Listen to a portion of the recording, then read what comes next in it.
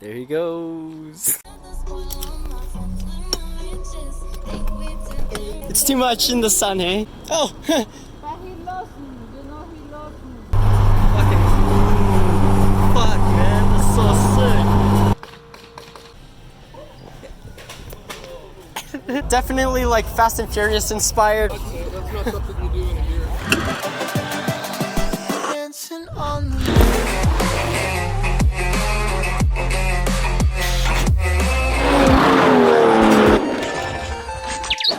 Okay, a little one-on-one time with you. So recently I posted something on my Instagram asking you guys to send in some questions. And if you're new to this channel, I call these Q&As beacon off because, well, pun intended. If you actually backtrack and go to my older videos on this channel, this is basically how I started off this channel, was one-on-one combos where I turn on the camera and speak my mind in my room. So yeah, let's begin, shall we? Okay, first question comes from James Aaron. Actually, this guy's a Pioneer supporter. He's been there from the very beginning. I recognize the name. James asks, how do you usually get out of a bad art block? Actually, there's a bunch of questions that lightly related to this one. But you know what? I think art block's a myth.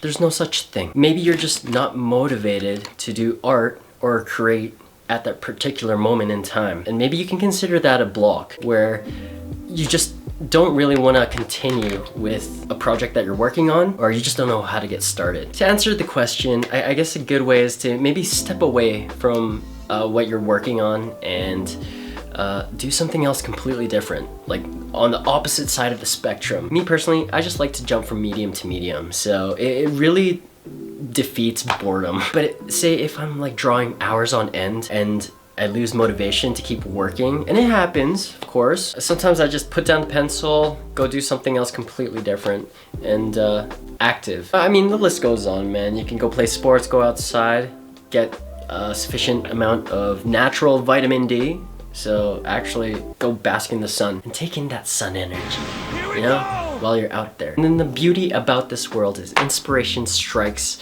when you least expect it.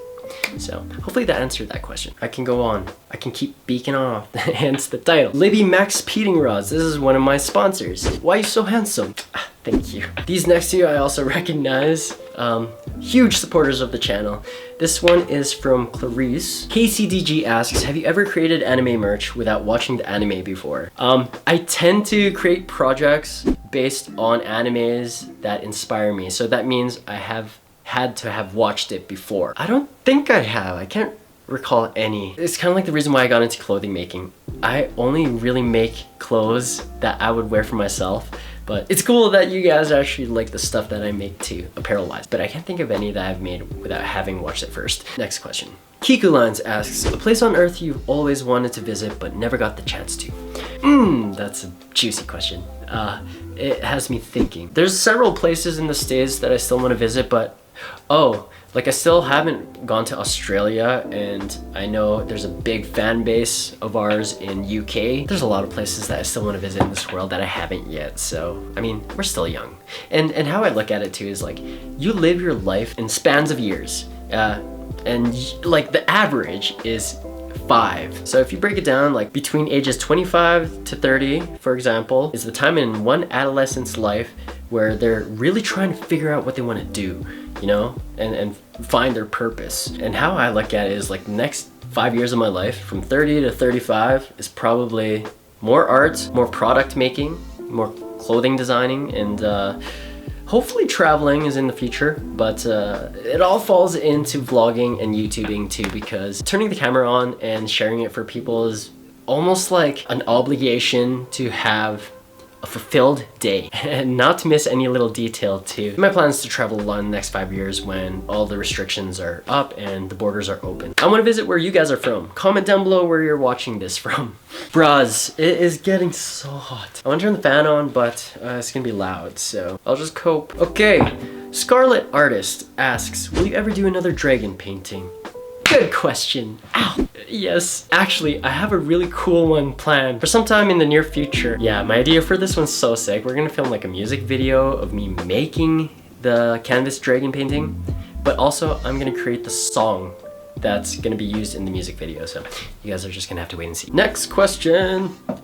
Rogue Shinobi asks, can I get a oh yeah? Oh yeah? All my windows are open. Fuck. Adam Scribbles asks, is your PO box still open? Yes and no. Actually it expired and then someone took over my PO box, so the address that I've been using on our return mail and that's still up on my YouTube information or description is actually my old PO box, so I have to change that. But yeah, I'll put the new one in the description when I find it again because I forgot the number. K Hatcher, updated Draw My Life? I've been asking for years. You know, I think it's almost time. A Pakon asks, was it hard to train your dog? Also a yes and no.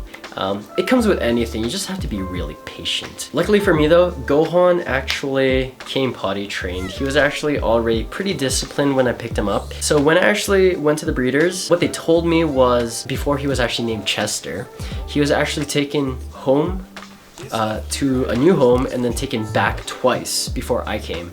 And what the breeders told me was if I didn't go home with him that day, they would have kept him as their next breeding dog. So he was already 3 months old at this point, but already potty trained and already so nice. The stars aligned that day, okay? And there was no way I was not gonna go home without it. Now he's become a part of this channel. So I guess I lucked out, but the next month to 2 months after that, I actually really tried my best to discipline him, watching YouTube videos and stuff like that. And that's just it. You really just have to be patient and not give in. Like if you're gonna be teaching any dog how to do a trick, like a new trick, don't give in. Don't give him the food until he does whatever you're asking him to. And then it's just a matter of consistency, like doing it daily, depending on what trick you're teaching your dog. When you go to a dog training facility, they don't actually train the dog per se, they train the owner more so, and it makes sense. It's freaking hot, guys. Next question comes from your boy, Chrissy. Please release my kids from your basement. It's been 6 years, please, Randy. What? Noah Clean asks, did you receive the quick release hub I gave? Oh, that was you. I was wondering who left that for me. I was actually gonna buy one for the Celica, but this dude left one for me at the shop, but I wasn't there to say hi. This is a good one. Andrew 1019825. Sup Birdie, what made you so passionate about art? Also, is there a routine of any kind you would recommend for someone trying to improve their craft? Nothing but positive vibes. Good question. Long story short, I actually grew up in a family that had an artistic background on my dad's side. My mom, she's a good cook, a different kind of art. My great-great-grandpa from my dad's side was actually a wood carpenter. And at my parents' house, we have these wooden sculptures that he made by hand. And then I remember my grandma actually got me this cross-stitching set for like my 8th birthday. So I've always been into crafts or being creative with my hands. I mean, it was either having good dexterity with a pencil or with a scalpel, aka be a surgeon. So I guess I've always been into art. And then if you guys know Malcolm Gladwell, prestigious author who basically coined the 10,000 hour rule. Yes, this song was based after that. He has a book called Outliers, where the basic premise spotlights people who are kind of conditioned to become a success. Of course, in their own right, just because of how they were brought up and how their environment shaped them with subliminal positive reinforcement. And that's how like I had really good hockey players in my school, really good soccer players who excelled way further than everyone else, who had really good stamina and could last longer than anyone else. That was me with art, I guess. All throughout school, I made really cool cover pages and all the kids around me thought it was really neat and really good. So I think that kind of just fed my brain even more all throughout the years, and then eventually I just saw myself as a natural born artist. But it wasn't natural, okay? It was definitely trained. It's just the fact that I've been doing it for so long that it seems like it's second nature. But discipline, consistency, patience.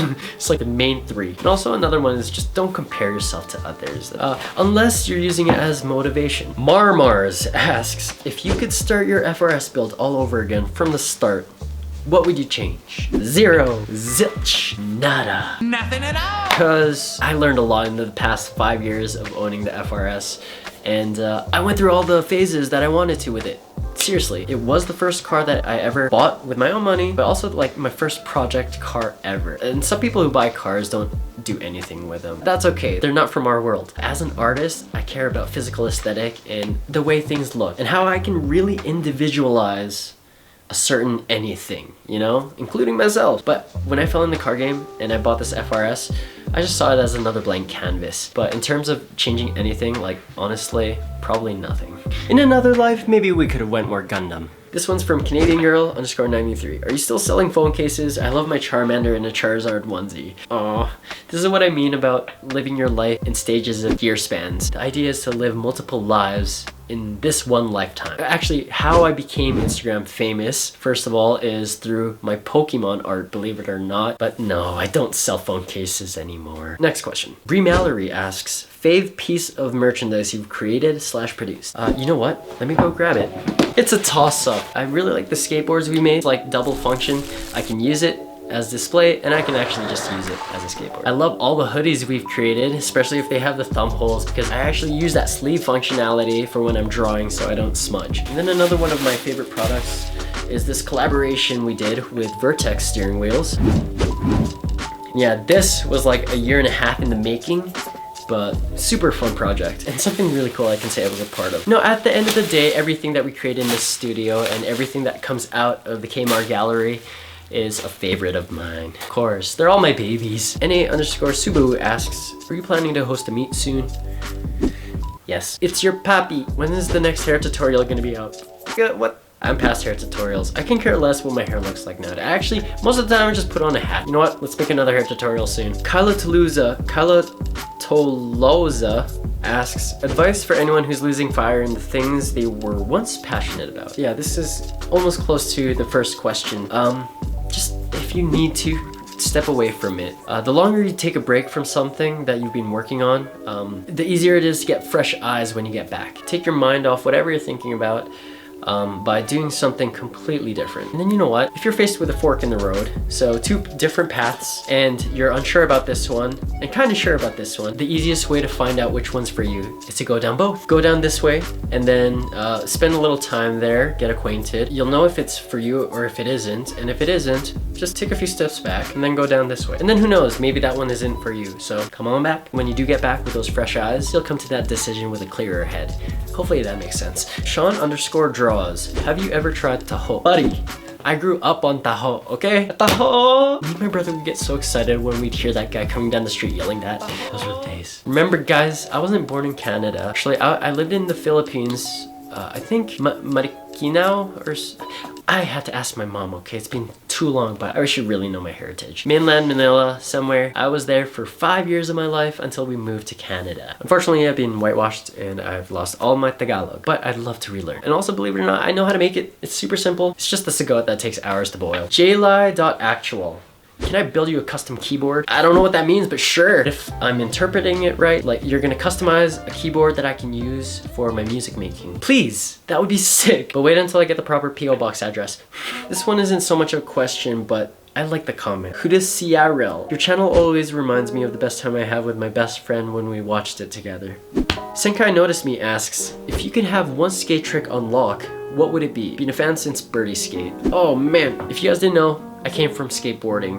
Like 8 to 10 years of my life was dedicated to busting my knees and hitting my shins and canting myself. Oh, why am I only remembering the bad stuff? Anyways, it was good times, but I really want to get back into it. One skate trick that I would love to have on lock. The tray flip. I still don't have those. I just want to be able to comfortably do them. And I know how to do it. Like there's so many tutorials out there, but I haven't found my right proper footing and I haven't gotten used to it. And also possibly the inward heel. I'm still working on that one.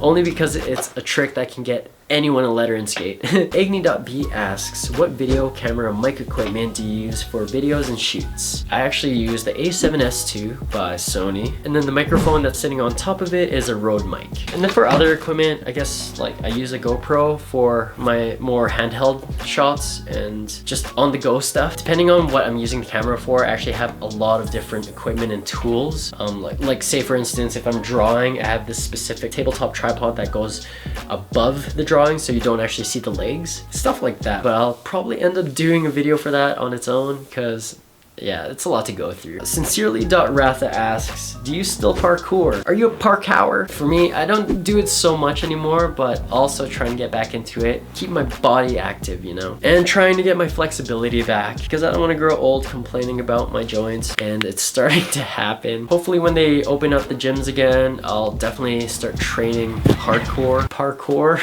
Like I'm gonna go at it more hard this year. That's a promise to myself. Uncleshed 7791. Are you still with Lost Royalty? That's a good question. Who is Lost Royalty? Do you guys want to know where the name Lost Royalty came from? It's what I named my Pokemon team in the game. I have a select team of 6 Pokemon. When I'm doing my ARC missions and making people's teams for them, here's an example. Usually depending on the Pokemon, I come up with the team name. And well, mine is Lost Royalty because ever since I can remember, I've always liked to create things that had like a kingly royalty connotation to them, you know? That's why I named my brand Kings Must Rise. Queens Must Rise as well. How I look at it is we kind of all separated. The pandemic really didn't help. Being one of the founders, I had a lot of responsibilities and it was a lot for one person to handle kind of thing, but honestly, I kind of handed the reins almost like 100% of it to Simon, who lives in Vancouver, which is 10-hour drive away, a whole province over. It also really doesn't help that we're so far away from each other. A lack of shows and car events, and the fact that like people just lose interest naturally, right? The car scene isn't for everyone, and at the end of the day, how sustainable really is it? Especially if you're not a car YouTuber that's doing it on a consistent basis and making a living from doing it. And I'm not saying I'm there because it's still a lot of work and I'm not solely relying on YouTube as my source of income. I pretty much gave all my responsibilities to Simon, and really I haven't had anything to do with Lost Royalty for the past year and a half. So, I mean, he's still making products for it and stuff like that, but he hasn't really asked me to create anything new for it, which is okay too. Like, it gives me time to really focus in on my own personal practice and my own personal brands. Like, Gutu still hangs around. Steven, I think he ended up getting a house. That's why he doesn't actually live here anymore. Actually, this is his old room. Our buddy Jerry with the wide body G37. I don't even know if he still has that. I think I'm still a part of it, but I haven't really had that much to do with it for the past, yeah, however long. Hopefully that shed a little bit of light on that subject. But you know, we still here, and restrictions are about to be lifted, so car shows and events are gonna happen again. We'll see what happens, you know? That's really all I can say at this point. Actually, I had a whole bunch of screenshots of more questions, but I think this is getting too long, so I think we'll just use that as the last question and leave it at that. I always feel an obligation to leave you guys off with a little insight, so I'm looking at my hat. Remember, guys, ooh, we got it on the set too. This is our slogan, or one of them anyway. There will never be another you. So, embrace your uniqueness. Yeah, and that's pretty much what I've been doing all my life. Don't be scared of judgment. Okay, guys, appreciate you for watching, appreciate you for being you, and we'll see you guys on the next vlog. Peace out. Feel the dark magic.